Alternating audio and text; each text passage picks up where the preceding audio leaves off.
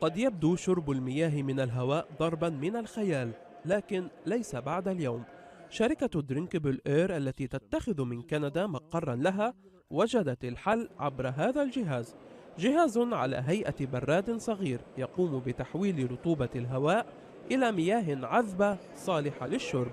وتقول الشركة إن المياه التي ينتجها الجهاز تعد من الأعذب في العالم، نظرا إلى تزويده بتقنيات مبتكرة لتنقية وترشيح المياه.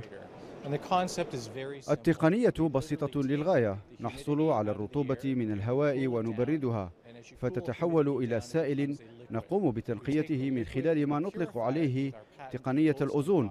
لذا باختصار نحن نستخرج المياه الصالحة للشرب من الهواء. وباستطاعة الماكينة الواحدة أن تنتج يوميا نحو 27 لترا من المياه العذبة المبردة. وتكمن أهمية هذا الابتكار من واقع مفاده أن مشكلة المياه من أهم الأزمات التي تواجه العالم. المياه هي النفط الجديد، وهناك توقعات بأن الحروب المقبلة ستكون بسبب المياه. العالم اليوم يعاني أزمة بسبب نقص المياه، والموارد المائية في تضاؤل.